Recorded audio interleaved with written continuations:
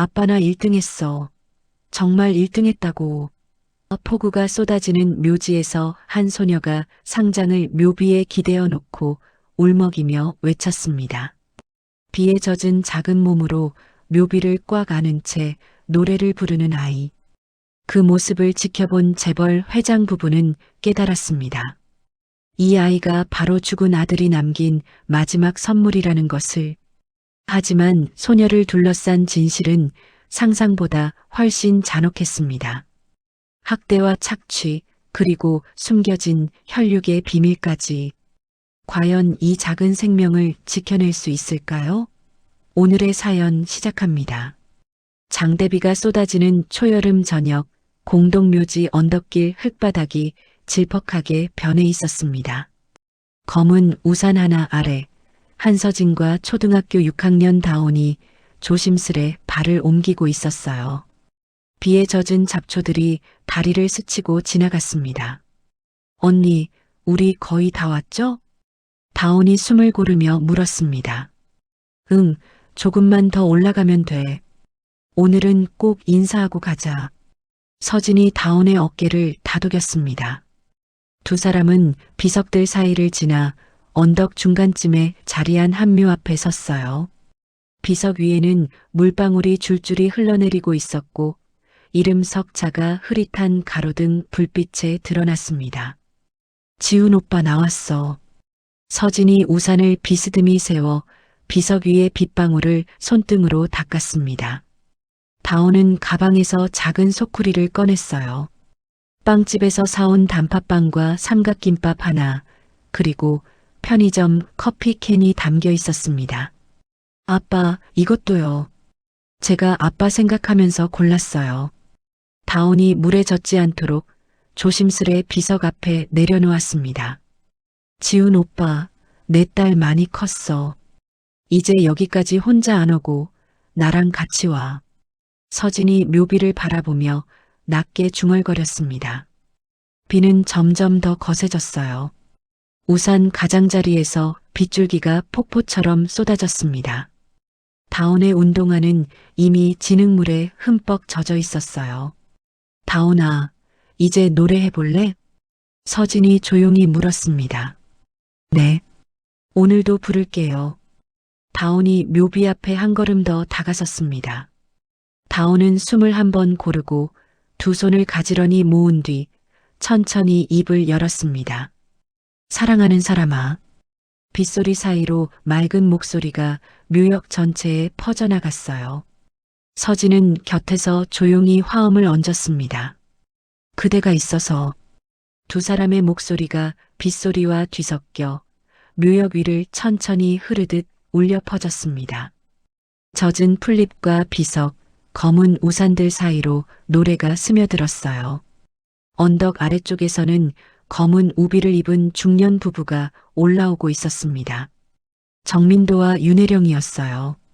두 사람은 비를 피할 생각도 하지 않은 채 한 손에는 작은 꽃다발과 과일 바구니를 들고 묘역을 향해 걸어가고 있었습니다. 당신 들려요? 노랫소리. 혜령이 언덕 위를 바라보며 말했습니다. 그래. 빗소리에 섞여서 누가 노래를 하나 보네. 민도가 걸음을 멈추고 귀를 기울였습니다. 두 사람이 묘역 가까이 다다르자 앞쪽에 검은 우산 하나와 그 아래 서 있는 두 사람의 뒷모습이 보였습니다. 작은 체구의 아이, 그리고 그 옆에 여자가 함께 비를 맞고 있었어요. 다온의 노래가 마지막 구절에 다다랐습니다. 내 사랑, 나의 사람아. 노래가 끝나자 잠깐의 정적이 찾아왔습니다. 빗소리만이 묘역을 가득 채웠어요. 잘했다, 우리 다온이. 서진이 아이의 젖은 머리카락을 쓸어 넘기며 말했습니다. 그때 뒤에서 누군가 조심스럽게 말을 걸어왔어요. 실례합니다. 서진이 돌아보니 우산도 제대로 쓰지 않은 중년 부부가 서 있었어요.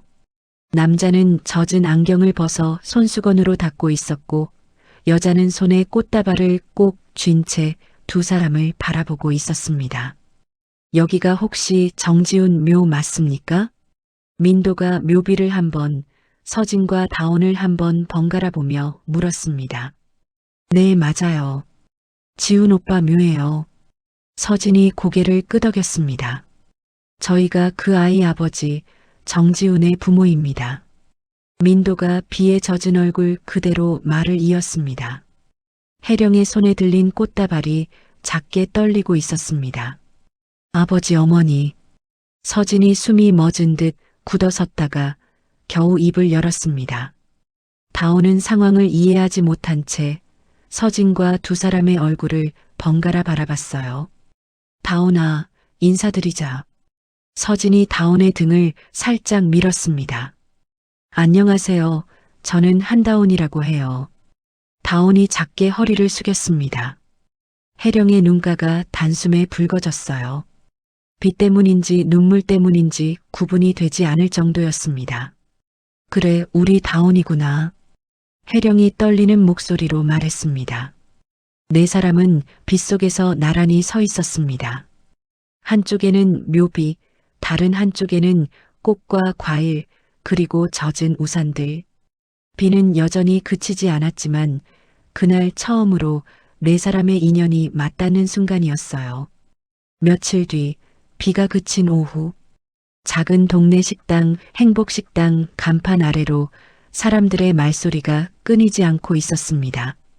점심 영업을 준비하느라 주방에서는 냄비 뚜껑이 쾅쾅 닫히는 소리가 났고 홀에서는 컵과 접시들이 부딪히는 소리가 이어졌어요. 다온아, 물잔 좀 더 가져와. 주방 안쪽에서 오미정의 날카로운 목소리가 들려왔습니다. 네, 지금요. 다온이 구석 선반에 쌓여있던 유리컵을 조심스럽게 옮겼습니다. 홀 한쪽에서는 한경민이 계산대를 정리하고 있었어요. 낡은 컴퓨터 모니터 옆에는 빚 독촉장과 카드 명세서가 쌓여 있었습니다. 에이, 또 이자 올랐네.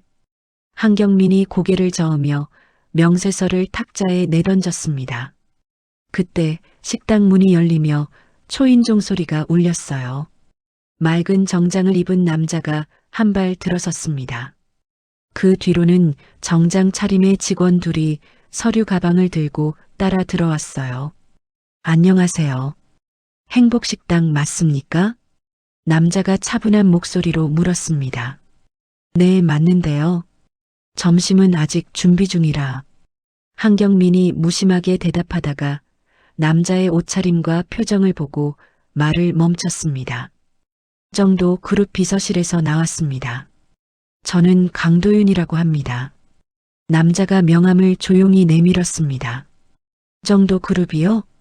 한경민이 명함을 빤히 쳐다봤습니다. 한서진 씨 여기 계십니까? 도윤이 주변을 둘러보며 물었습니다. 서진이는 주방에 있습니다만 무슨 일이죠? 한경민이 미심쩍은 표정으로 대답했어요. 잠깐만 뵙고 싶습니다.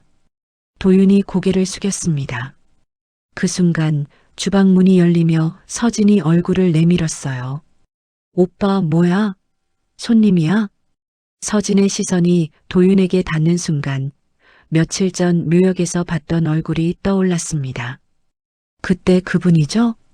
서진이 수건을 벗어던지며 다가왔습니다. 네, 그날 묘역에서 뵈었죠. 회장님께서 다시 한번 뵙자고 하십니다. 도윤이 예의를 갖춰 인사했습니다. 회장님이라니 설마. 서진이 말을 잇지 못하고 입을 다물었어요. 한경민이 두 사람 사이를 번갈아 보며 끼어들었습니다. 잠깐만요. 무슨 회장님이 우리 식당까지 찾아오십니까? 여기 뭐 잘못 온 거 아니에요? 도윤은 짧게 숨을 고른 뒤 준비해온 서류 봉투를 꺼냈습니다. 이건 유전자 검사 안내문과 보호 관련 안내 자료입니다. 서류만이라도 한번 읽어보셨으면 합니다. 유전자 검사요? 한경민의 목소리가 높아졌습니다. 아니, 그게 우리 가게랑 무슨 상관입니까? 다 큰애 데리고 와서 갑자기 검사라니요. 오빠. 서진이 한경민을 말리듯 불렀습니다. 지금 다온이랑 관계 확인을 하자는 거야. 지훈 오빠 부모님이. 도윤은 최대한 감정을 섞지 않으려 애쓰며 설명했습니다. 회장님과 사모님께서는 아이가 정말 아드님 지훈 씨의 딸인지 정확하게 확인하고 싶어 하십니다. 그 후에 아이에 대한 책임을 다하겠다고 하셨습니다. 책임이요? 한경민이 코웃음을 쳤습니다. 10년 동안은 어디 있다가 이제 와서 책임이랍니까? 도윤은 농도 짙어진 공기를 느끼면서도 차분한 어조를 유지했습니다. 지금까지 사정을 몰랐습니다. 알게 된 이상 모른 척하지 않겠다는 뜻입니다. 식당 안 공기가 싸늘해졌어요. 설거지하던 수돗물 소리만 유난히 크게 들렸습니다. 한참 침묵이 흐르다 서진이 봉투를 받아들었습니다. 서류 제가 볼게요. 오빠 잠깐만. 야 서진아. 이런 거 함부로 받지 마. 어디서 굴러들어온 돈 많은 사람들일지 어떻게 알아? 한경민이 서진의 손목을 잡았습니다. 오빠 그만해. 지훈 오빠 부모님이야. 서진이 손을 뿌리쳤습니다. 도윤은 잠시 두 사람을 바라보다 조용히 한 발 물러섰습니다. 서진 씨, 오늘 바로 대답을 주실 필요는 없습니다. 다만 도윤은 곧장 다온 쪽으로 시선을 돌렸습니다. 구석에서 그릇을 닦고 있던 다온은 상황을 파악하지 못한 채 긴장한 표정으로 서 있었어요. 아이를 위해서 한 번만 더 생각해 주셨으면 합니다. 알겠어요. 제가 읽어보고 연락드릴게요. 서진이 봉투를 가슴 쪽으로 꼭 끌어안았습니다. 도윤은 명함을 한 장 더 꺼내 계산대 위에 올려놓았습니다.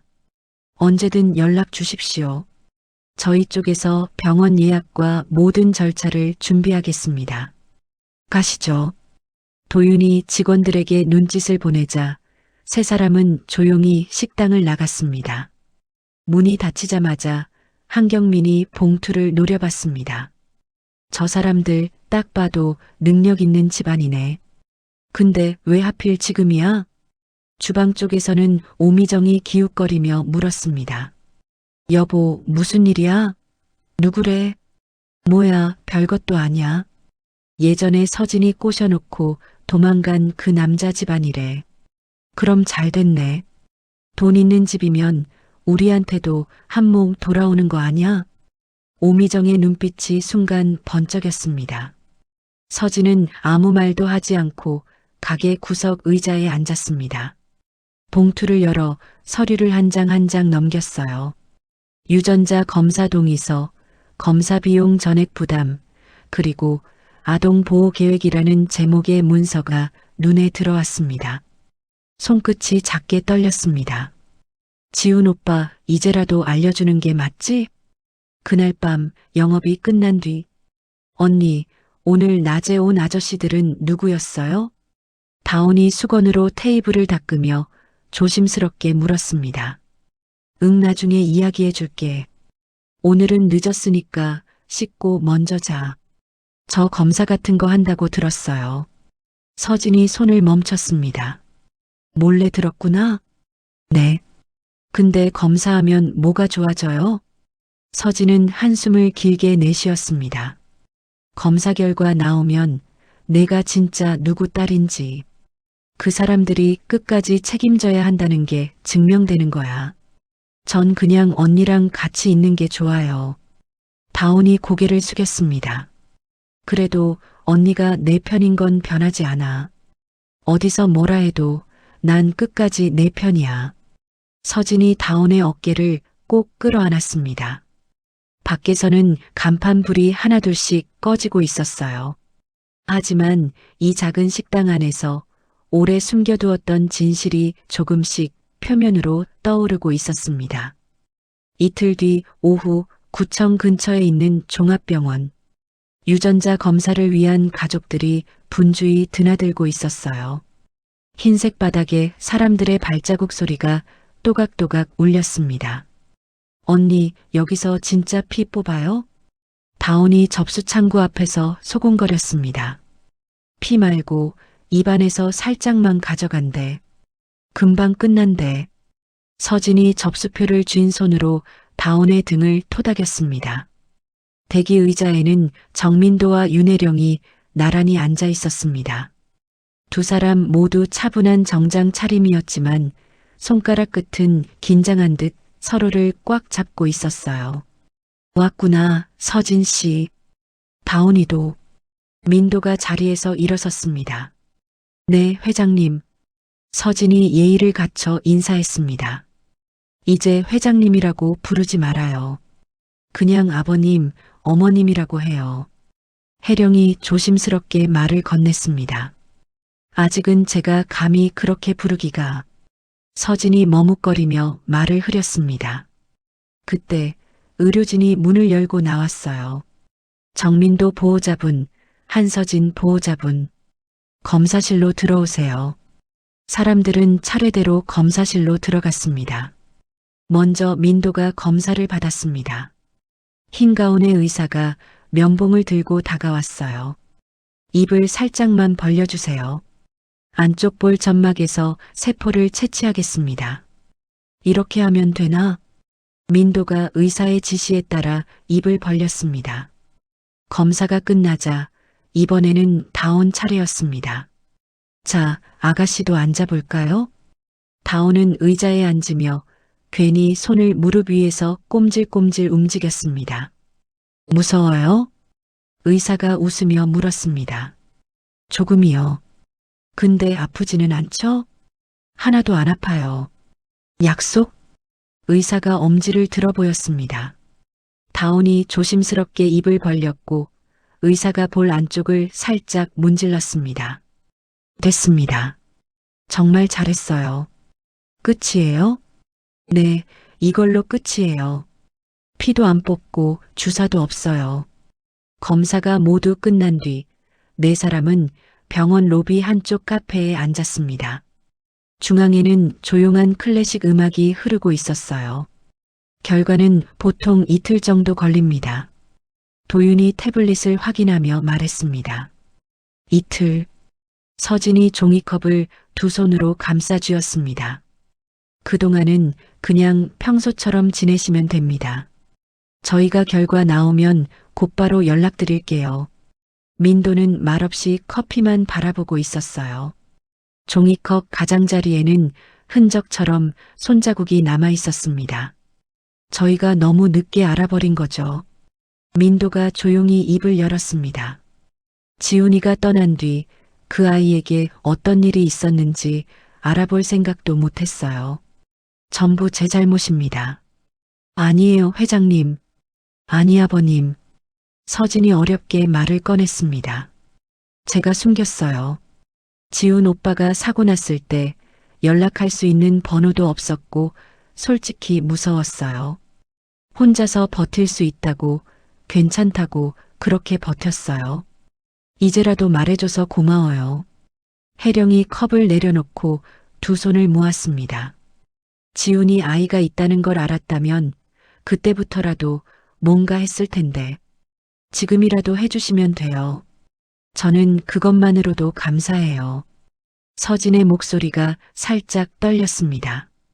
그날 밤 행복식당 뒷방. 검사, 잘했어. 잘만 되면 우리도 숨 좀 돌리겠네. 한경민이 담배를 비벼 끄며 말했습니다. 여보, 만약 그쪽 집안에서 애 데려가자 그러면 우리는 뭐 받아낼 수 있는 거 없어? 오미정이 낮게 속삭였습니다. 그걸 왜 공짜로 내줘? 그동안 우리가 키워준 세월이 얼만데. 최소한 보상은 받아야지. 한경민의 눈빛이 날카롭게 변했습니다. 밖에서는 서진과 다온의 웃음소리가 희미하게 들려왔습니다. 하루 일과를 마치고 설거지를 정리하는 소리와 함께 평소와 다를 바 없는 저녁이 흘러가고 있었어요. 그러나 그들의 모르는 사이 정도 그룹에서는 이미 다음 수순을 준비하고 있었습니다. 이틀 뒤 오전 호텔 로비. 높은 천장과 샹들리에가 빛나는 고급 호텔 한가운데 서진과 다온이 어색한 발걸음으로 들어섰습니다. 언니, 여기 우리 같은 사람이 와도 되는 데예요? 다온이 주변을 두리번거리며 물었습니다. 괜찮아. 우리 초대한 자리야. 겁내지 말고 그냥 숨만 잘 쉬고 있으면 돼. 서진이 손을 꼭 잡았습니다. 그때 저쪽에서 도윤이 다가왔습니다. 한서진 씨 맞으시죠? 저는 정도 그룹 비서실의 강도윤이라고 합니다. 이쪽으로 모시겠습니다. 엘리베이터 문이 열리고 세 사람은 28층 버튼을 눌렀습니다. 올라가는 동안 숫자가 하나씩 바뀔 때마다 서진의 심장도 한 번씩 같이 뛰는 듯 했어요. 언니, 나 떨려요. 다온이 속삭였습니다. 언니도 떨려. 근데 우리 둘이잖아. 괜찮아. 서진이 손을 더 꽉 쥐었습니다. 띵. 28층에 도착한 엘리베이터 문이 열리자 조용한 복도와 함께 끝쪽에 문이 하나 보였습니다. 이 방입니다. 도윤이 문을 열었습니다.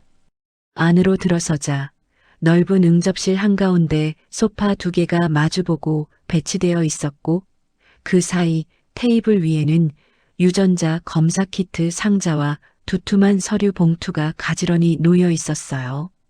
창가 쪽 소파에는 정민도와 윤혜령이 앉아 있었습니다. 두 사람은 동시에 자리에서 일어났습니다. 왔구나. 먼 길 오느라 고생 많았어요. 민도가 한 걸음 다가왔습니다. 어서 와요, 서진 씨. 그리고 우리 다온이. 혜령이 부드러운 미소를 지었습니다. 이제 결과를 받기 직전 네 사람의 관계가 추측이 아닌 증명으로 바뀔 준비를 하고 있었습니다. 호텔 프라이빗 룸 안은 조용했습니다. 창밖으로는 도심 건물들이 줄지어 서 있었고 두꺼운 커튼 사이로 오후 햇빛이 조금 들어오고 있었어요. 테이블 위에는 봉인된 흰 봉투 하나가 놓여 있었습니다. 병원 이름과 검사 번호가 적혀 있었어요. 검사 결과 도착했습니다. 도윤이 봉투를 조심스럽게 내려놓았습니다. 서진의 손이 살짝 떨렸습니다. 다온은 무슨 일인지 잘 모른 채 서진 뒤에서 두 손을 꼭 잡고 서 있었어요. 열어도 되겠습니까? 민도가 봉투를 집어들고 물었습니다. 네, 보셔야죠. 서진이 작게 대답했습니다. 민도가 봉인을 천천히 뜯었습니다. 결과지를 펼치자 검은 글씨와 숫자들이 빼곡히 적혀 있었어요. 민도는 가장 아래쪽으로 눈을 옮겼습니다. 친자관계 성립 확률 99.9%. 민도가 또박또박 읽었습니다. 방안이 잠깐 조용해졌습니다. 그 말은 서진이 입술을 깨물며 결과지를 바라봤어요. 검사상 아이는 분명히 정지훈의 친딸입니다. 도윤이 옆에서 덧붙였습니다. 혜령의 눈에서 눈물이 주르르 흘러내렸습니다. 그래, 맞았구나. 우리 지훈이 딸. 혜령이 자리에서 일어나 다온 쪽으로 한 걸음 다가갔습니다. 다온은 당황해서 뒤로 한 발 물러섰어요. 저 때문에 우세요? 아니야, 울어서 미안하다. 너무 반가워서 그래. 많이 고생했지? 혜령이 손등으로 눈물을 훔쳤습니다. 민도는 결과지를 탁자 위에 가지런히 내려놓았습니다. 이제 확인은 끝났습니다. 민도의 목소리가 낮아졌습니다. 이제부터는 우리 어른들이 책임져야지요. 책임이요? 서진이 민도의 얼굴을 바라봤습니다. 아이를 이렇게 키운 것에 대해 먼저 고맙다는 말부터 해야겠네요. 민도가 고개를 살짝 숙였습니다. 혼자 키우셨죠? 친정도 남편 집도 제대로 도움 못 받으셨잖아요. 제가 선택한 일이었어요. 서진이 손을 무릎 위에서 꽉 쥐었습니다. 그래도 힘들었을 겁니다. 민도가 천천히 말을 이었습니다. 앞으로는 혼자 버티지 않아도 됩니다. 지훈이 딸입니다. 우리 손녀고요. 우리가 같이 책임지겠습니다. 그럼 다온이를 데려가시겠다는 건가요? 서진이 숨을 고르며 물었습니다. 다온이 그 말을 듣고 서진의 옷자락을 더 꽉 잡았습니다. 언니, 나 어디로 가요? 혜령이 서둘러 나섰습니다. 아니야, 얘야. 그런 식으로 갑자기 떼어놓는 거 아니야. 혜령이 서진 쪽으로 몸을 돌렸습니다. 서진 씨, 아이를 뺏으려고 온 거 아닙니다. 우리가 부족했던 걸 채우고 같이 키우자는 겁니다. 서진은 아무 말 없이 고개를 숙였습니다. 그때 도윤이 태블릿을 켰습니다. 회장님, 학교 CCTV 자료도 가져왔습니다. 화면에는 급식실 영상이 재생되고 있었습니다. 다온이 식판을 들고 줄을 서 있다가 다른 여학생에게 떠밀려 넘어지는 장면이 나왔어요. 밥과 국이 바닥에 쏟아지고 주변 아이들이 웃거나 모른 척 지나갔습니다. 저기 있는 애 반에서 문제됐던 애 맞죠? 도윤이 서류를 넘기며 물었습니다. 네. 강민아 학생입니다. 상습적으로 괴롭힌 정황이 있습니다. 영상은 여러 개였습니다. 복도에서 어깨를 일부러 치고 지나가는 장면, 신발장을 발로 차는 장면, 체육 수업 후 옷을 숨기는 장면. 서진의 눈이 점점 붉어졌습니다. 다온아, 이런 일 많았어? 괜찮았어요. 그냥 제가 조용히 있으면 넘어가는 줄 알았어요. 다온이 작은 목소리로 대답했습니다. 괜찮긴 뭐가 괜찮아. 서진이 주먹을 꽉 쥐었습니다. 민도는 결과지를 다시 한번 확인한 뒤 펜을 꺼냈습니다. 학교에는 저희 이름으로 공문 나가게 하죠. 즉시 보호조치 요청하고 가해 학생에 대한 학폭위도 요구하겠습니다. 이미 초안은 준비했습니다. 도윤이 빠르게 서류를 내밀었습니다. 서진 씨, 민도가 서류 한 장을 따로 꺼내 서진 앞으로 밀었습니다. 이건 아동보호 및 지원 동의서입니다. 저희가 아이 학교 문제, 생활 환경 문제를 같이 책임지고 처리할 수 있게 해주는 서류입니다. 서진이 종이를 읽었습니다. 학교와의 연락 창구, 생활비 지원, 법률 지원, 주거 환경 개선, 그런 내용들이 적혀 있었어요.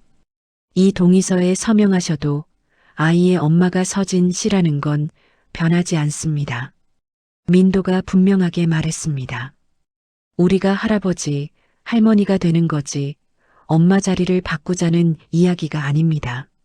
서진의 눈에서 눈물이 떨어졌습니다. 저 한 번도 이런 말 들어본 적이 없어서요. 같이 책임지겠다는 말. 이제라도 들으시면 됩니다. 혜령이 의자에서 일어나 서진 옆으로 와서 앉았습니다. 지훈이가 못한 몫까지 우리가 해볼게요. 다온이 두 사람 사이를 바라보며 조용히 입을 열었습니다. 그럼 저는 앞으로 할아버지, 할머니라고 불러도 돼요? 민도와 혜령이 동시에 다온을 바라봤습니다. 당연하지. 민도가 바로 대답했습니다. 그래, 우리 다온이. 오늘부터 우리 손녀야. 혜령이 다온의 손을 꼭 잡았습니다. 서진은 깊게 숨을 들이켰습니다.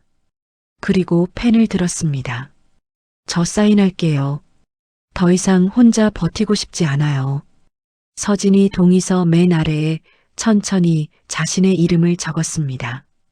한서진 세 글자가 또렷하게 새겨졌습니다. 검사 결과가 나온 다음 날 오전, 정도 그룹법무팀 사무실은 분주했습니다. 복사기 돌아가는 소리, 전화벨 소리가 끊이지 않았어요. 책상 위에는 회계장부, 통장 사본, 보험 약관들이 한가득 쌓여 있었습니다. 여기 보세요, 팀장님. 보험금 5억 입금된 다음 날 이 계좌에서 전부 빠져나갔습니다. 젊은 변호사 한 명이 통장 내역을 가리켰습니다. 사용처가 인테리어 공사비로 돼 있네요. 법무팀장 김재혁이 안경을 고쳤으며 확인했습니다. 보험금 수령인은 누구 이름입니까? 서진 씨 부모님입니다. 그런데 실제 인출은 한경민이 했어요.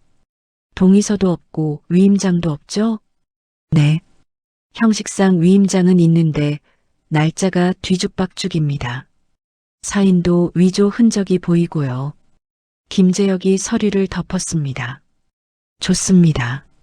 보험금 횡령, 사기.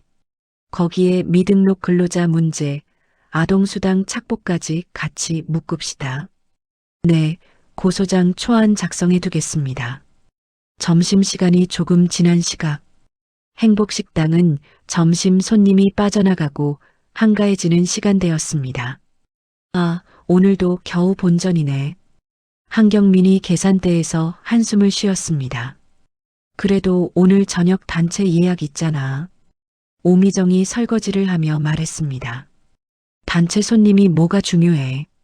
세금, 대출 이자에 머리가 터질 지경인데. 주방 구석에서는 다온이 조용히 접시를 닦고 있었습니다. 그때 식당 문이 열리며 낯선 사람들이 들어왔습니다. 경찰 제복을 입은 사람 둘, 정장을 입은 사람 둘. 여기 행복식당 맞습니까? 경찰관이 주변을 둘러보며 물었습니다. 네, 맞는데요. 점심 장사는 끝났습니다. 한경민이 짜증 섞인 목소리로 대답했어요. 한경민 씨 맞으십니까? 제가 한경민인데요. 왜 그러십니까? 경찰관이 서류를 내밀었습니다. 보험금 횡령 및 사기, 근로기준법 위반 혐의 관련해서 출석 요구서입니다. 그리고 이건 압류예정 통지서입니다. 뭐라고요? 한경민이 서류를 빼앗듯 받아들었습니다. 보험금? 사기? 아니, 이게 무슨 말도 안 되는 소리입니까? 그때 뒤쪽에 서 있던 김재혁이 앞으로 나왔습니다. 저는 정도 그룹 법무팀장 김재혁입니다. 한서진 씨 부모님 사망보험금 기억하시죠? 한경민의 얼굴이 굳어졌습니다. 그게 내가 대신 맡아서 관리한 거지. 가게 넓히려고 쓴 거고 동의도 없이 전액을 본인 명의 사업 확장에 사용하셨죠. 김재혁이 통장 사본을 보여줬습니다. 입금 다음 날 전액 출금. 서류상 명목은 인테리어 공사비. 하지만 실제 공사비는 그 절반도 안 됩니다. 오미정이 다가와 서류를 힐끗 봤습니다. 여보, 이거 어떻게 된 거야? 정말이야? 입 다물어. 지금 이 사람들이 우리를 공짜로 잡아가려고 하는 거 안 보여? 한경민이 소리를 질렀습니다. 공짜가 아닙니다. 김재혁이 단호하게 말했습니다. 지금까지 서진 씨와 다온 양에게 한 행동에 대한 대가를 치르셔야 합니다. 그 순간 안쪽 방문이 열리며 서진과 다온이 나왔습니다. 서진은 이미 짐을 싸서 가방을 메고 있었고 다온도 자기 작은 배낭을 들고 있었어요. 언니, 다온이 서진을 올려다봤습니다. 됐어. 이제 여기서 할 일 없다. 서진이 단호한 얼굴로 말했습니다. 야, 서진아. 너 지금 뭐 하는 짓이야? 한경민이 다가와 팔을 붙잡으려 했습니다. 곧바로 경찰관이 사이에 끼어들었습니다. 손대지 마세요. 신체 접촉은 안 됩니다. 너 여기서 나가면 갈 데나 있어? 누가 너 받아줘? 한경민이 소리쳤습니다. 갈 데 있어요. 서진이 한 번도 보여준 적 없는 표정으로 대답했습니다. 그리고 이제 더 이상 공짜로 부려먹히지 않을 겁니다. 오미정이 끼어들었습니다. 서진아, 지금까지 누가 먹여 살려줬는데 내가 여기서 나가면 우리도 힘들어져. 고모 먹여 살린 적 없어요. 서진이 고개를 저었습니다. 나는 월급 한 번 제대로 받아본 적 없고 하루도 제대로 쉰 적 없어요. 보험금도 수당도 다 오빠가 썼잖아요. 다온이 조용히 서진의 손을 잡았습니다. 언니, 우리 이제 가요. 식당 문 앞에는 검은 리무진이 대기하고 있었어요. 운전기사가 바로 차문을 열어주었습니다. 한서진 씨, 다온 양. 이쪽입니다. 도윤이 차 옆에서 기다리고 있었습니다. 잠깐, 너 정말 이럴 거야? 한경민이 밖까지 뛰어나왔습니다. 우리가 아니었으면 너랑 애가 어디서 굶어 죽었을지 몰라. 서진이 뒤돌아봤습니다. 오빠, 이제 그 말 그만하세요. 서진이 짧게 말했습니다. 우릴 살려준 게 아니라 그 돈으로 가게 넓히고 사람 부려 쓴 거예요. 오늘부터는 각자 사는 겁니다. 경찰관이 한경민을 다시 가게 안으로 밀어 넣었습니다. 자, 안으로 들어가시죠. 서류 확인부터 하셔야 합니다. 서진과 다온은 리무진에 올랐습니다. 차문이 닫히고 차량이 천천히 출발했습니다. 창밖으로 행복식당 간판이 멀어지고 있었습니다. 언니, 우리 이제 진짜 안 와요? 다온이 조심스럽게 물었습니다. 그래, 다시 안 온다. 서진이 단호하게 대답했습니다. 우리가 행복해야 할 식당이었는데 그 이름대로 된 적이 없었지. 서진은 깊게 숨을 들이켰습니다. 이제 진짜 행복한 집으로 가자. 할아버지, 할머니 있는 집으로. 다온이 창밖을 보다가 서진 쪽으로 몸을 기댔습니다. 언니, 나 조금 무섭지만 조금 설레요. 나도 그래. 서진이 아이의 머리를 쓰다듬었습니다. 리무진은 도시를 벗어나 교회로 향했습니다. 넓은 도로 양옆으로 큰 나무들이 보이고 멀리 언덕 위로 큰 저택이 모습을 드러냈습니다. 리무진이 높은 철문 앞에 멈춰 섰습니다. 철문 양옆에는 정도라는 문양이 새겨져 있었어요. 철문이 자동으로 열리자 긴 진입로와 잘 정리된 정원이 눈에 들어왔습니다. 우와. 다온이 입을 벌리고 창밖을 바라봤습니다. 언니, 여기 드라마에서 보던 집 같아요. 그래도 우리 집이야. 겁먹지 말자. 서진이 아이를 안심시키려 했습니다. 차가 현관 앞에 멈추자 문이 열리고 정민도와 윤혜령이 나와 있었습니다. 왔구나. 민도가 차문을 직접 열었습니다. 어서 와요. 우리 집에. 혜령이 환하게 웃으며 손을 내밀었습니다. 다온이 조심스럽게 차에서 내렸습니다. 할아버지 할머니. 다온이 작게 불러봤습니다. 그래, 우리 다온이. 혜령이 다온을 꼭 안았습니다. 서진도 차에서 내려 깊게 인사했습니다. 잘 부탁드립니다. 부탁이라니요. 이제 우리는 가족입니다. 민도가 서진의 어깨를 가볍게 두드렸습니다. 집 안으로 들어가니 넓은 거실과 높은 천장이 먼저 눈에 들어왔습니다.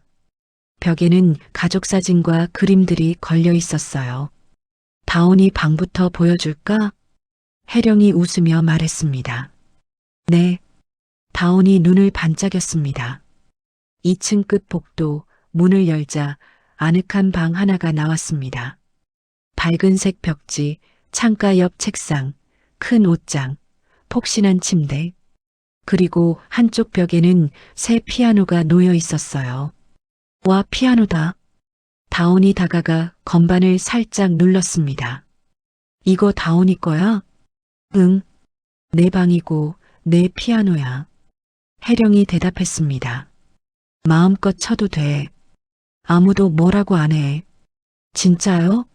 밤에도요? 밤늦게는 좀. 혜령이 웃었습니다. 그래도 예전처럼 시끄럽다고 소리치는 사람은 없을 거야. 다온이 갑자기 눈가가 붉어졌습니다. 우리 집에서는 맨날 시끄럽다고 했는데. 혜령이 잠깐 말을 잃었습니다. 이제는 더 해봐라라고 할 거야. 잘 치면 박수도 쳐줄 거고. 잠시 후 저녁 식사 시간이 되었습니다. 넓은 식당에 긴 테이블이 놓여 있었고 여러 가지 반찬과 따뜻한 국이 차려져 있었습니다. 앉자, 다 같이. 민도가 상 위를 한번 훑어보며 말했습니다. 다온은 조심스럽게 의자에 앉았습니다. 식탁이 너무 넓어 손을 뻗어도 가운데까지 닿지 않을 것 같았어요. 다온아, 밥 많이 먹어. 혜령이 밥그릇을 옆으로 밀어주었습니다. 네. 숟가락을 들여다가 다온의 손이 잠시 멈췄습니다. 왜 그래? 입에 안 맞아? 민도가 물었습니다. 아니요. 그냥 이렇게 먹어도 되나 싶어서요. 그게 무슨 말이야? 전에 살던 데서는 저는 항상 나중에 먹었거든요.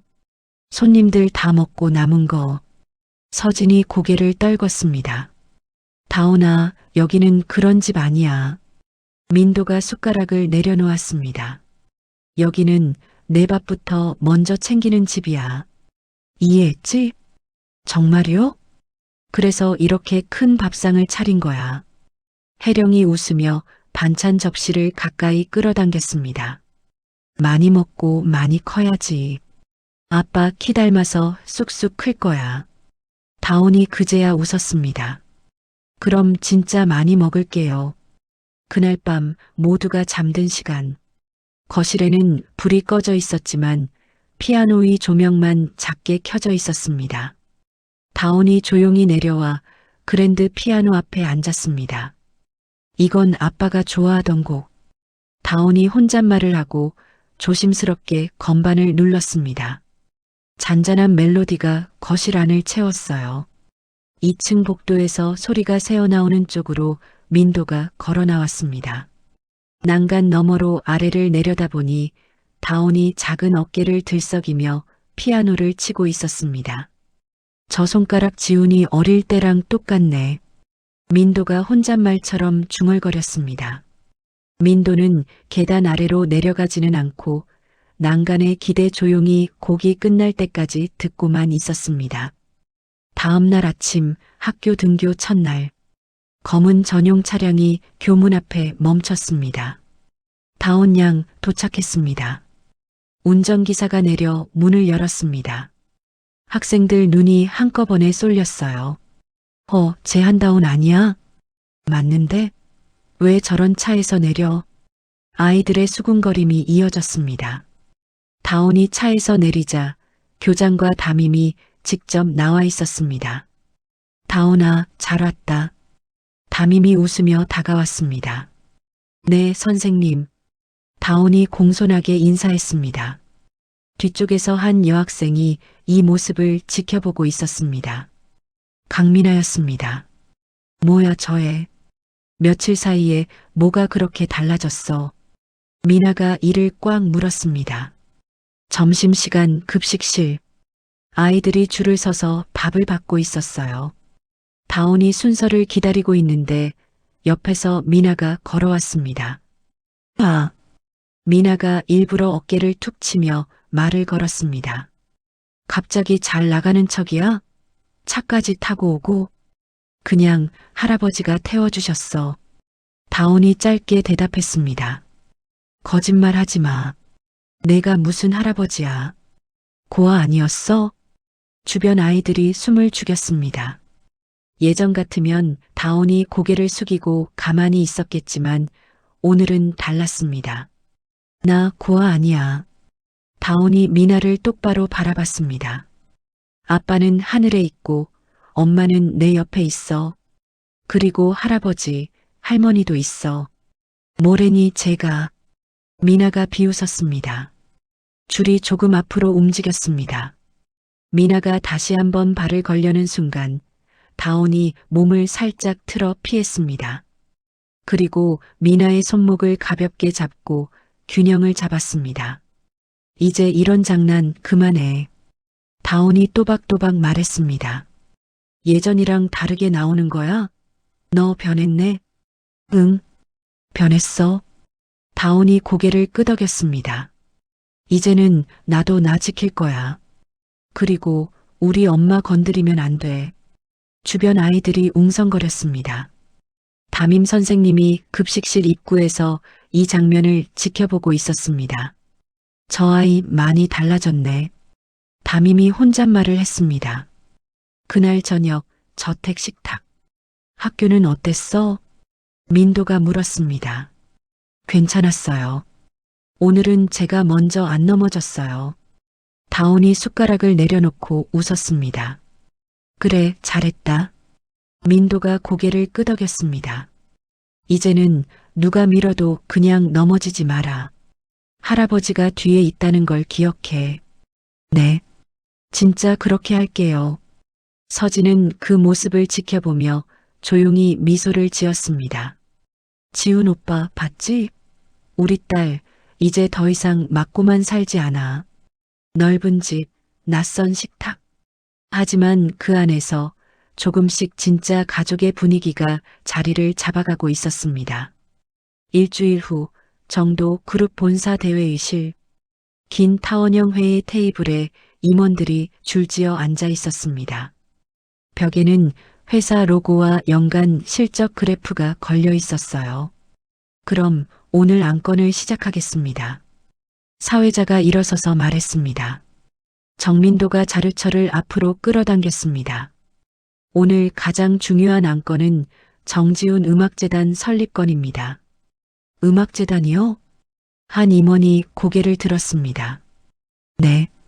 민도가 단호하게 대답했습니다. 우리 아들 지훈이 이름을 건 재단입니다. 형편이 어려워도 음악을 포기하지 않게 도와주는 것이 목표입니다. 회의실 안이 잠깐 조용해졌습니다. 재단이라면 기금 규모는 어느 정도 생각하십니까? 재무 담당 임원이 조심스럽게 물었습니다. 초기 출연금 100억. 민도가 첫 장을 넘기며 말했습니다. 그리고 매년 50억씩 추가 출연. 임원들 얼굴에 놀라움이 스쳤습니다. 상당한 규모네요. 회사에 무리가 가지 않겠습니까? 다른 임원이 한마디를 얹었습니다. 회사에 무리 안 갑니다. 민도가 짧게 잘랐습니다. 우리가 그 정도도 못 쓸 만큼 힘든 회사는 아닙니다. 사회자가 눈치를 보며 말을 이었습니다. 그렇다면 재단 운영은 누가 맡습니까? 외부 인사를 영입하시나요? 실무 책임은 한서진 씨가 맡을 겁니다. 회의실이 살짝 술렁였습니다. 그분이요? 몇몇 임원이 서로를 바라보며 속닥거렸습니다. 경력은 충분한 사람입니까? 인사 담당 임원이 손을 들었습니다. 도윤이. 민도가 고개를 돌렸습니다. 강도윤이 바로 리모컨을 눌렀습니다. 스크린에 서진의 학력 증명서와 수료증이 떴어요. 미국에서 음악 관련 학업을 했고 예술 경영 과정을 성실히 수료했습니다. 성적도 우수했습니다. 이어 자격증 사본이 화면에 차례대로 떴습니다. 교육 관련 자격, 기획 관련 수료증도 다수 있습니다. 한 임원이 손가락으로 서류를 가리키며 물었습니다. 그래도 실무 경험이 부족한 건 아닌지. 민도가 끊었습니다. 부족한 부분이 있으면 우리가 채워주면 됩니다. 민도는 한 장 더 넘겼습니다. 무엇보다 아이들을 직접 가르쳐 본 경험이 있습니다. 돈이 없어서 배우지 못하는 아이들 마음을 잘 압니다. 이런 사람한테 맡기는 게 맞다고 봅니다. 사회자가 고개를 끄덕였습니다. 그럼 담당자 본인 의견도 들어보는 게 좋겠습니다. 문이 열리고 서진이 회의실에 들어왔습니다. 단정한 정장에 머리를 깔끔하게 묶고 있었어요. 안녕하십니까? 한서진입니다. 서진이 허리를 숙여 인사했습니다. 앉으세요. 민도가 옆자리를 가리켰습니다. 서진이 자료처를 펼치며 입을 열었습니다. 정지훈 음악재단의 첫 사업은 소외계층 아동음악 교육 지원 프로그램입니다. 임원들이 시선을 모았습니다. 구체적인 내용 설명해 주시죠. 가정 형편 때문에 레슨을 못 받는 아이들에게 무료 레슨을 지원하고 악기 대여, 콩쿠르 참가 비용도 지원할 계획입니다. 몇 명 정도를 목표로 하고 있나요? 첫 해는 100명입니다. 이후 재정 상황을 보며 200명, 300명으로 늘릴 수 있습니다. 재무 담당 임원이 고개를 끄덕였습니다. 재원은 전액 재단 출연금에서? 네. 회사 이익의 일정 부분을 지속적으로 출연하고 외부 기부도 받되 기업 이미지 홍보용으로는 사용하지 않겠습니다. 서진이 또렷하게 말했습니다. 홍보를 안 한다고요? 다른 임원이 놀란 표정으로 물었습니다. 필요한 최소한의 공지만 합니다. 아이들에게 부담을 주고 싶지 않습니다.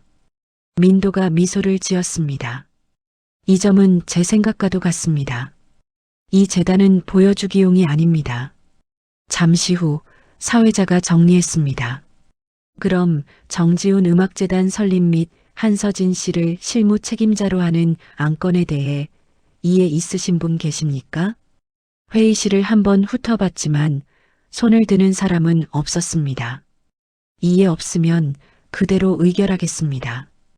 도장이 찍히고 재단 설립이 공식으로 결정되는 순간이었습니다. 며칠 후 재단 출범식 날, 호텔 대연회장에는 기자들과 관계자들이 가득 모여 있었습니다.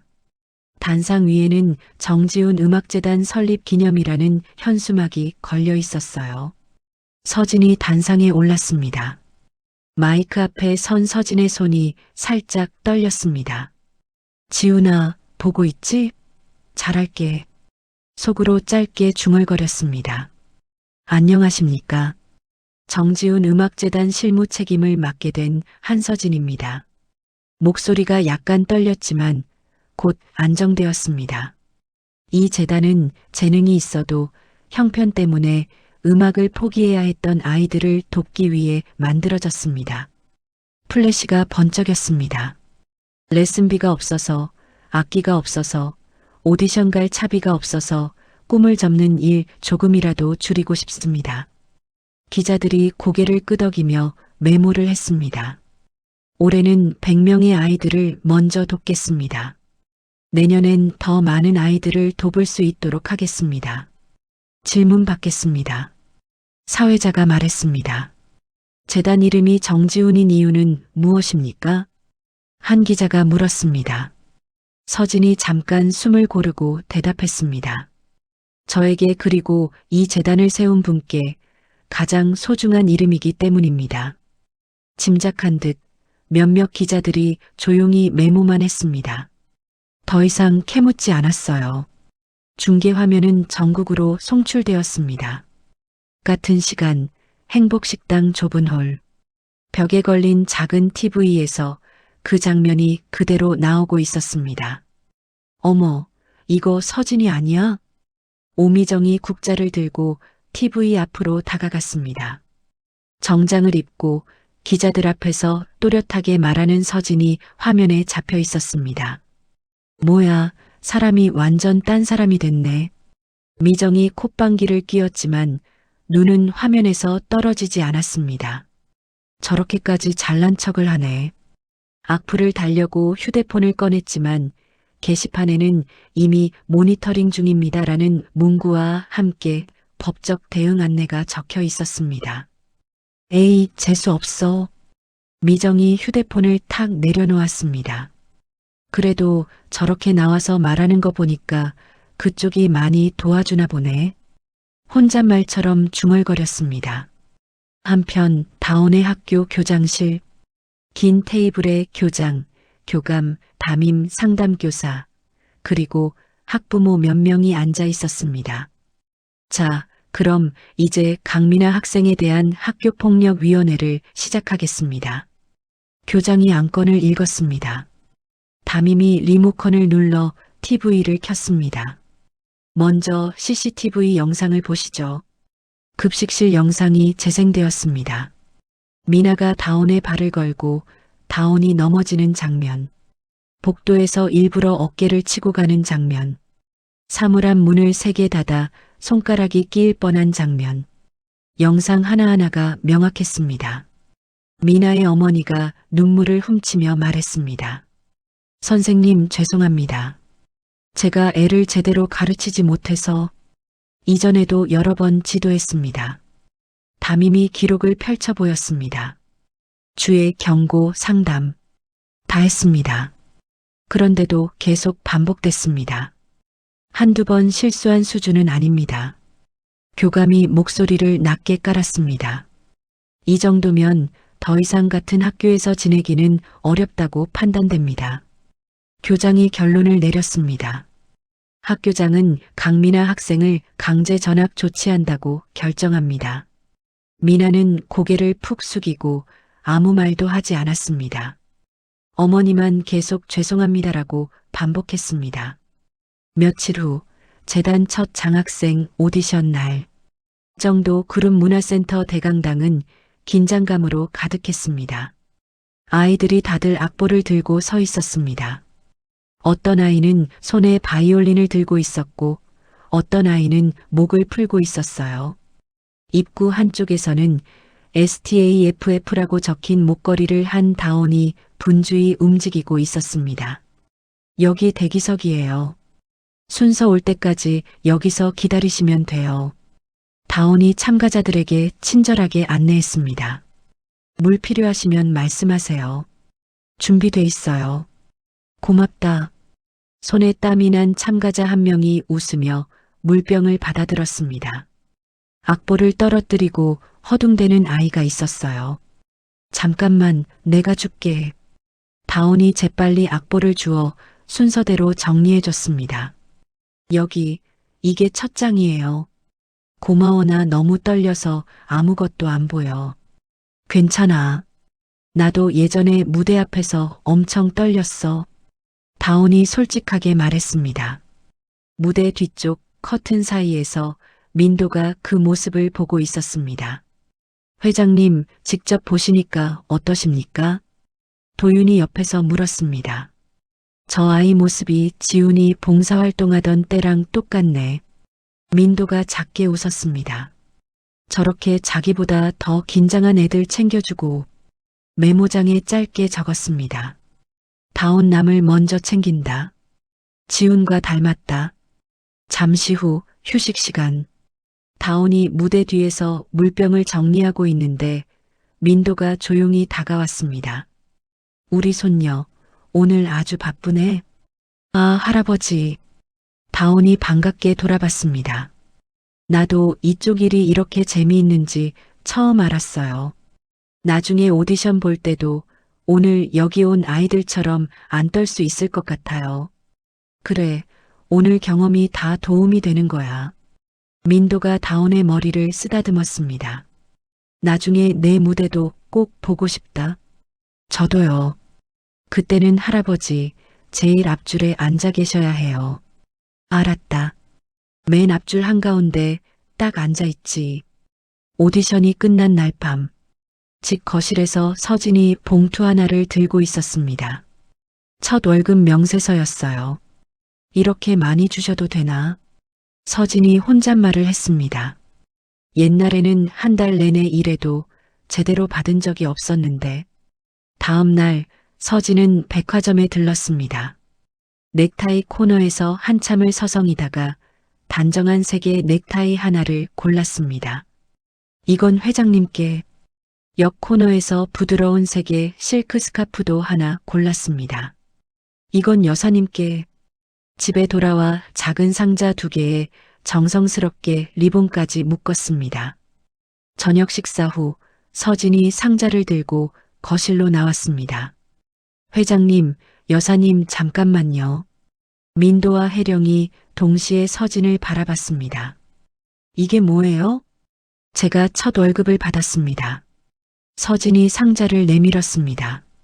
많이 받지는 않았지만 그래도 꼭 드리고 싶었습니다. 민도가 상자를 열었습니다. 차분한 색의 넥타이가 들어 있었습니다. 민도가 넥타이를 들어 올려봤습니다. 내가 딱 좋아하는 스타일인데. 다행이네요. 서진이 안도의 미소를 지었습니다. 혜령도 상자를 열어 스카프를 꺼냈습니다. 어머, 색감 참 곱다. 여사님께 잘 어울릴 것 같아서 고른 색이에요. 아이, 고마워라. 혜령이 스카프를 목에 둘러보았습니다. 어때요? 아주 잘 어울려요. 서진이 웃었습니다. 옆에서 지켜보던 다온이 손을 번쩍 들었습니다. 저도요, 저도. 나중에 커서 돈 많이 벌면 할아버지한테 넥타이 10개, 할머니한테 스카프 20개 사드릴 거예요. 그래, 약속했다. 민도가 웃었습니다. 내가 그때까지 오래 살아야겠네. 무조건 오래 사셔야 돼요. 다온이 진지하게 말했습니다. 네 사람의 웃음소리가 거실을 가득 채웠습니다. 조금 전까지 텔레비전에서는 재단 출범식 뉴스가 다시 나오고 있었습니다. 정지훈 음악재단 첫 장학생 선발 진행. 자막이 지나갔습니다. 지훈이 떠난 자리에 새 가족의 모양이 하나하나 채워지고 있었습니다. 1년이 지났습니다. 봄 햇살이 따뜻하게 내리쬐는 4월 어느 날 가정법원 민원 창구. 정다운으로 개명 신청하셨죠? 직원이 서류를 확인했습니다. 네. 서진이 고개를 끄덕였습니다. 직원이 프린터에서 갓 나온 종이를 건넸습니다. 주민등록 초본입니다. 이름 변경 정식으로 완료됐습니다. 다운이 서류를 받아들고 한 글자 한 글자 읽었습니다. 정다운. 입가에 미소가 번졌습니다. 언니 진짜예요. 나 이제 정가 식구예요. 그래. 서진이 다운의 어깨를 감싸 안았습니다. 이제 성도, 이름도 다 같이 하는 진짜 가족이야. 법원 앞에서 민도와 혜령이 기다리고 있었습니다. 어떻게 됐어? 민도가 물었습니다. 할아버지. 다운이 달려가 서류를 내밀었습니다. 짜잔. 여기 보세요. 정다운이래요. 그래, 잘했다. 민도가 서류를 꼼꼼히 읽었습니다. 이제 어디 가서도 우리 손녀라고 떳떳하게 말할 수 있겠네. 할머니, 저 진짜 기분 이상해요. 근데 좋기도 하고. 그래, 이름이 바뀌면 그런 기분이 들지. 혜령이 다운의 머리를 쓰다듬었습니다. 그럼 이제 어디 가야겠는지 알겠지? 네. 아빠한테 먼저 보여드려야죠.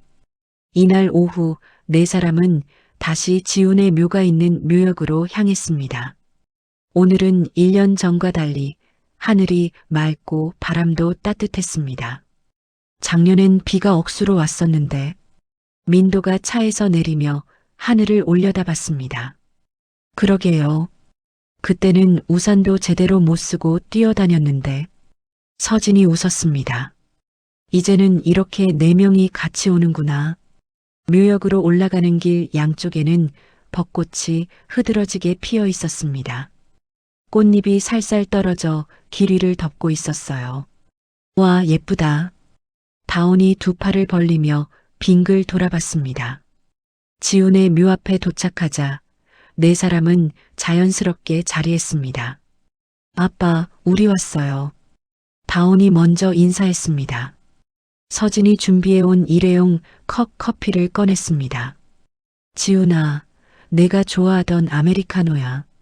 서진이 묘비 앞에 커피를 살짝 내려놓았습니다. 뜨겁지 않게 조금 식혀서 가져왔다. 다운은 검은 끈으로 묶인 편지 묶음을 꺼냈습니다. 이건 재단 장학생 친구들이 아빠한테 쓴 편지예요. 재단 친구들이? 혜령이 신기한 눈으로 편지를 바라봤습니다. 응. 덕분에 피아노를 계속 칠 수 있어요. 악기를 빌려줘서 고마워요. 그런 편지들이에요. 아빠 이름이 있어서 쓸 수 있게 된 거니까 꼭 보여드리고 싶었어요. 편지 묶음이 묘비 옆에 가지런히 놓였습니다. 혜령은 물티슈를 꺼내 묘비를 정성스럽게 닦기 시작했습니다. 1년 동안 먼지가 많이 앉았네. 그래도 우리가 자주 와서 닦아줄게. 민도는 주변 잡초를 하나씩 뜯어냈습니다. 아들아, 작년에는 마음이 복잡해서 말도 제대로 못했는데 이제는 좀 다르다. 민도가 잡초를 뽑으며 중얼거렸습니다. 내 딸 아주 잘 크고 있다. 걱정하지 마라. 서진은 목에 걸린 반지 펜던트를 손으로 쥐었다가 살짝 풀었습니다. 지훈아, 이 반지 기억나지? 서진이 반지를 묘비 위에 잠깐 올려놨습니다. 너랑 나 그리고 다운이까지. 우리 셋 사이의 약속 같은 거였는데. 반지가 햇살에 반짝였습니다. 잠시 후 서진은 다시 반지를 손에 쥐고 조용히 목에 걸었습니다. 그래도 내가 나한테 걸어준 거니까 계속 내가 갖고 있을게. 네 사람은 묘비 앞에 나란히 섰습니다. 다운아, 노래 한 곡 불러볼래? 서진이 조심스럽게 물었습니다. 응. 다온이 고개를 끄덕였습니다. 1년 전 빗속에서 불렀던 그 곡. 다온이 눈을 감고 첫 소절을 꺼냈습니다. 높지 않은 그러나 단단한 목소리였습니다. 이번에는 혼자 부르지 않았습니다. 중간 부분에서 서진이 화음을 얹었습니다. 사랑하는 사람아. 두 사람 목소리가 자연스럽게 어울렸습니다. 해령도 따라 흥얼거렸습니다.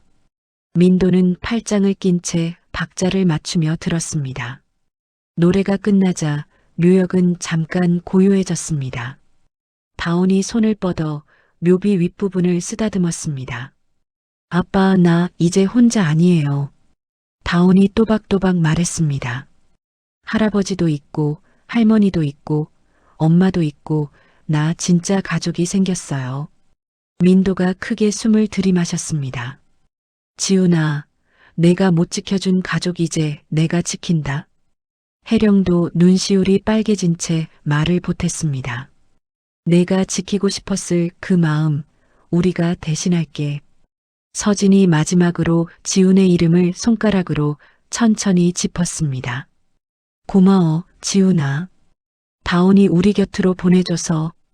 네 사람은 천천히 묘역을 내려오기 시작했습니다. 저기 봐요. 다온이 언덕 옆을 가리켰습니다. 작은 나무 한 그루가 심어져 있었고 그 앞에 작은 팻말이 꽂혀 있었어요. 정다운 심음. 해령이 팻말을 읽었습니다. 할아버지, 이거 언제 심으셨어요? 지난주에 와서 심었다. 민도가 웃으며 대답했습니다. 내 이름으로 여기 하나 남기고 싶었어. 그러니까 이 나무가 제 나무예요? 그래. 민도가 고개를 끄덕였습니다. 너처럼 아직 어리지만 앞으로 쑥쑥 자랄 거다. 다온이 두 손으로 나무 줄기를 살짝 감쌌습니다. 안녕, 나무야. 우리 같이 크자. 햇살이 팻말 위로 따뜻하게 비쳤습니다. 정다운 심음이라는 글자가 반짝였습니다. 매년 이맘때 다시 와서 나무도 보고 아빠한테 인사도 드리자. 서진이 제안했습니다. 진짜요? 그럼 매년 봄마다 가족 소풍처럼 오는 거예요? 그래, 그렇게 하자. 민도와 해령이 동시에 대답했습니다. 묘역 입구에는 리무진이 조용히 서 있었습니다. 집에 가면 뭐 하고 싶어? 해령이 차에 타기 전에 물었습니다. 저요? 다온이 곰곰이 생각했습니다. 오늘은 제가 요리 좀 도와드릴게요. 간단한 것부터. 좋지. 서진이 웃었습니다. 우리 다온이 이제 요리까지 배워서 효도할 생각이구나. 네. 나중에 돈 벌어서 맛있는 것도 많이 사드릴 거예요. 차 안에서 네 사람은 나란히 앉았습니다. 재단 일은 요즘 어때? 민도가 서진에게 물었습니다. 힘들긴 한데 재미있어요. 서진이 대답했습니다. 아이들 웃는 얼굴 보면 피곤한 것도 잊혀요. 다음 주에 장학생 콘서트 한다고 했지? 네. 첫 발표회예요. 우리 다온이도 나가? 해령이 물었습니다. 네. 저도 한 곡 부르기로 했어요. 다온이 기분 좋게 말했습니다. 어떤 곡이야? 아빠가 좋아했던 곡이요. 오늘 불렀던 그 노래. 그럼 그날 아빠도 위에서 같이 들을 거다. 민도가 창밖을 보며 말했습니다. 차창 밖으로 봄 풍경이 빠르게 지나갔습니다. 리무진은 저택으로 향하고 있었어요. 저택에 도착하자 집사가 문 앞에서 기다리고 있었습니다. 어서 오십시오. 간단한 다과를 준비해 두었습니다. 오늘은 우리가 직접 만들 거예요. 서진이 웃으며 말했습니다. 오늘은 가족끼리 요리하는 날이거든요. 부엌간 네 사람이 각자 자리를 잡았습니다. 할아버지는 밥 담당, 할머니는 국 담당. 서진이 역할을 나눴습니다. 나는 뭐 해요? 다온이 물었습니다. 넌 채소 다듬기. 칼 잡는 건 조금 이따 가르쳐 줄게. 네. 도마 위에서 채소 씻는 소리, 칼질하는 소리, 냄비 끓는 소리가 이어졌습니다. 가족이 같이 만든 밥이 제일 맛있다더니 진짜 그런 것 같네. 민도가 밥솥 뚜껑을 열며 말했습니다. 그러게요. 예전에는 이런 날이 올 줄 몰랐어요. 서진이 국을 젓다가 잠깐 멈춰섰습니다. 1년 전 빗속에서 혼자 무덤을 찾았던 아이는 이제 없었습니다. 그 대신 가족과 함께 웃으면서 밥 짓고 노래하는 정다운이 서 있었습니다. 늦게 만났지만 이제서야 제대로 맞춰진 네 사람의 하모니. 그게 지훈이 남긴 가장 큰 선물이었습니다. 창밖으로 봄 햇살이 환하게 비쳤습니다. 새로운 시작을 조용히 축복해주는 듯 했습니다. 빗속에서 혼자 아버지를 그리워하던 작은 소녀가 이제는 따뜻한 가족의 품에서 웃고 있습니다. 정다운에게는 이제 할아버지, 할머니, 그리고 엄마 같은 서진이 있습니다. 늦었지만 찾아온 진짜 가족이죠. 탐욕에 눈먼 사람들에게 이용당하며 혼자 견뎌야 했던 시간들이 무색할 만큼 이제 다온은 자신을 진심으로 사랑해주는 사람들에게 둘러싸여 있습니다. 가족이란 혈연을 넘어서는 것 같습니다. 서로를 지켜주고 아껴주며 함께 울고 웃을 수 있는 사람들이 바로 진짜 가족이 아닐까요? 지훈이 남긴 가장 소중한 선물인 다온이 이제는 그 사랑을 고스란히 돌려받으며 행복하게 자라고 있습니다. 묘역에 심어진 작은 나무처럼 이들의 사랑도 앞으로 더욱 단단하고 아름답게 자라날 것입니다. 늦었지만 완벽한 하모니를 이룬 네 사람의 가족 이야기였습니다. 이야기를 끝까지 들어주신 분이 계시다면 잘 들었다고 댓글 하나만 남겨주세요. 감사합니다.